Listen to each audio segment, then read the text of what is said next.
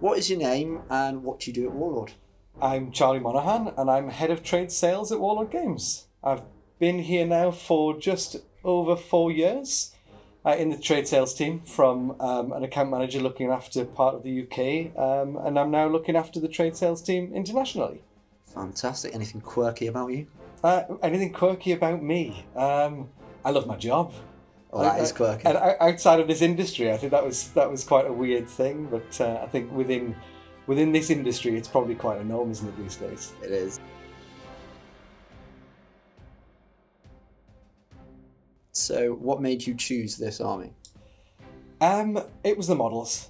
In fact, I'm telling lies to a degree. I think to a lesser degree it was the models this time, but it's always the models that kind of finish off the thought process for me. I just finished reading a book called Ghost Patrol by Damien Lewis, which is about the SAS in northwest. In the Middle East, in Africa, Yeah. and I just got really interested in it, really into where they went when they left the Western Desert, and obviously that was into Northwest Europe. And there's not a lot to find out about them, and again, I think that's what makes it even more intriguing is the great unknown. And I found a few operations that they'd done around France in the lead up to D-Day, disrupting supply lines, telephone, cutting communications down, and so on and so forth. So there's that.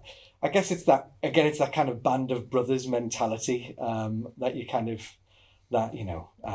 it's the James Bond fascination of these elite band of super warriors, these hardened SAS men, and then the miniatures just finished it off for me, which are great sculpts, single piece white metals with the separate heads to be able to place on, and that was about it really. When choosing the units to make up the army, as well as the paint scheme, what was your inspiration?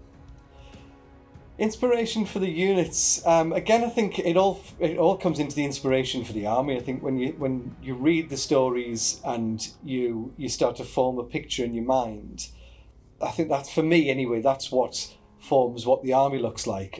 I'm not a competitive player by any stretch of the imagination, as most of my opponents will know. It was all about creating those small sort of, I guess, fire teams of like sort of 5 to 10 men, toting largely machine guns, SMGs and an LMG here and there, and then you can't go wrong without the Jeeps. You need the SAS Jeeps, and again, looking at it from a physical point of view, a visual point of view, rather than as a gameplay point of view. So I added in some captured Opel Blitzers, because again, they would just grab whatever vehicles they could get their hands on, and obviously using German vehicles, it meant they could move undetected during the day to a lesser degree, which was cool. And then there's a nice little red, and I must finish it off. I just need to decide what's going to get painted on the side of it, and I was trying to find a winery in and around the area of France that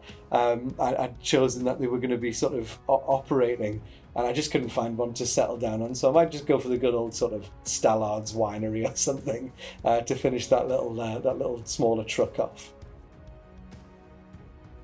And then the paint scheme, it was again quite difficult to find out what they were wearing, what the SAS were wearing in Europe. And the consensus was largely, the similar kit to the airborne, as they were, largely airborne troops really in their deployment. So it was just almost mimicking that kind of airborne camo pattern that the British Airborne had, throwing in a few woolly hats and woolly jumpers and stuff, because again, it's a little bit iconic with the SAS to have a kind of mix of equipment and stuff. How do you find they play on the tabletop? I'm sure in anybody else's hands, they're great. I am just an awful tactician when it comes to bolt action. I'll play for the theatre more than I'll play for the winning of a game. If if I think these guys would look cool doing something, that's what they're going to do. Inevitably, that tends to lead to me running them down somewhere where they're just going to get picked on and picked off. But no, they're very much a glass hammer. They can hit hard and fast, but it's all about getting the placement right.